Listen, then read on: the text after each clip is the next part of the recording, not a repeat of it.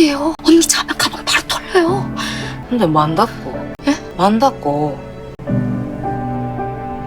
만다 내까지 챙겨준 너. 그 와중에 만다고. 니네 안 와. 내 뭐라고. 와. 속상하니까.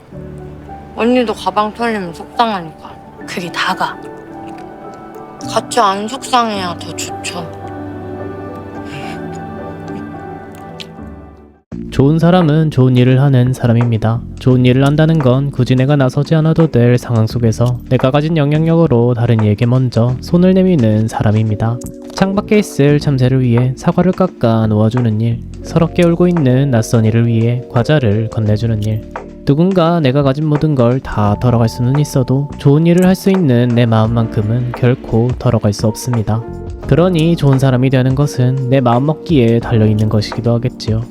그렇다면 우리는 왜 굳이 좋은 일을 하고 좋은 사람이 되어야 하는 것일까요?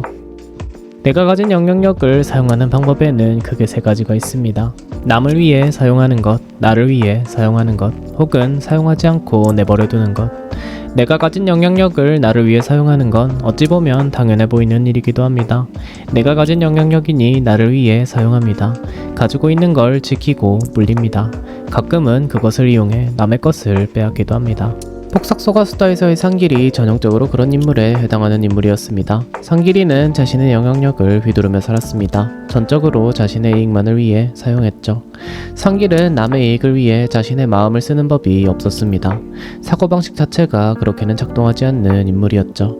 그가 다른 사람을 위하는 것처럼 보이는 일은 따지고 보면 결국 그에게 이득이 되는 일이었습니다. 말로는 자신도 관식처럼 목숨을 걸고 사람을 구할 수 있다 큰소리쳤지만 그를 조금이라도 아는 사람이라면 어쩌면 그 자신조차도 그 말을 결코 믿을 수 없었을 겁니다. 자신에게 득되는 일이 전혀 없는 한 그가 목숨을 걸고 다른 사람을 구하는 일은 결코 없었을 테니 말이지요.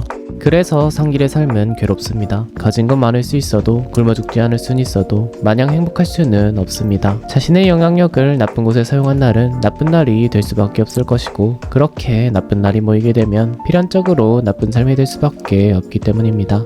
상길이가 쌍길이라 불릴 수밖에 없고 가진 것 많아도 평생 괴로움 속에서 살아갈 수밖에 없는 이유가 바로 여기에 있습니다. 우리가 가지고 있는 영향력을 나만을 위해서 사용하지 말아야 할 이유가 바로 여기에 있습니다. 그렇다면 내가 가지고 있는 영향력을 사용하지 않는 건 또 어떨까요? 영화 한 편을 살펴보도록 하죠. 리빙 어떤 인생 속 윌리엄스는 자신이 가지고 있는 영향력을 사용하지 않은 채 평생을 살아온 인물이었습니다. 그는 같은 시간에 같은 일을 처리했고 골치 아픈 일이 있으면 별 고민 없이 뒤로 밀어버렸습니다. 그래도 딱히 해가 될 건 없었습니다. 좋은 일은 아니었지만 그렇다고 딱히 나쁜 일이라 생각되지도 않았습니다. 하지만 인생의 막바지에 다다라 시한부 선고를 받게 되었을 때 그는 서서히 깨닫게 됩니다.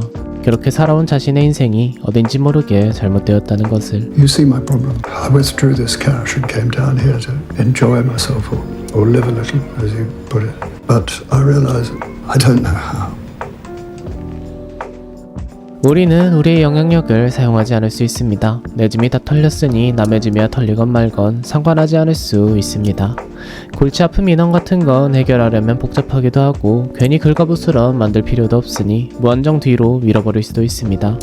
내 일도 아니니 그래도 딱히 해가 될 건 없습니다. 하지만 그렇다고 딱히 내 인생에 득될 것도 없습니다. 시한부 선고를 받은 윌리엄스는 남은 인생이라도 즐겁게 적어도 사람 사는 것처럼은 살고 싶어 이런저런 방황을 하게 됩니다. 그러던 어느 날 자신이 닮고 싶어 했던 한 여인과의 대화에서 불현듯 깨닫게 됩니다. 사람답게 산다는 건 생기 있게 살아간다는 건 자신이 가지고 있는 힘과 의지를 통해 있는 힘껏 세상을 살아내는 것이라는 것을.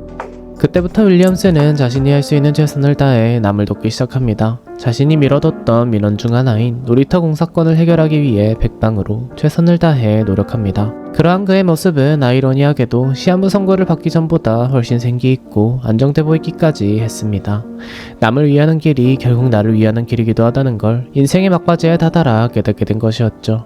남을 위하는 길은 결국 나를 위하는 길이 됩니다. 나란 사람을 보다 긍정적으로 느낄 수 있게 해주고 나란 사람이 살아있음에 가치를 느낄 수도 있게 해줍니다. 때로는 내가 베푼 선행이 내가 알 수 없는 곳에서 나에게로 돌아올 수도 있습니다. 애순이가 베풀었던 선행이 20년이라는 세월을 훌쩍 넘어 그녀의 딸에게로 돌아왔던 것처럼 말이지요. 좋은 일을 하면 좋은 날이 모이게 되고 좋은 날이 모이면 좋은 삶이 될 수밖에 없습니다. 당장은 손해를 보는 것 같더라도 굳이 내가 나설 필요가 없더라도 남에게 먼저 손을 내밀어야 할 이유가 바로 여기에 있습니다. 가진 건 좀 없을 수 있어도 좋은 삶은 좋은 사람으로 가득한 행복한 삶을 살 수 있기 마련입니다. 그걸 잊지 않은 채 살았으면 하는 바람입니다.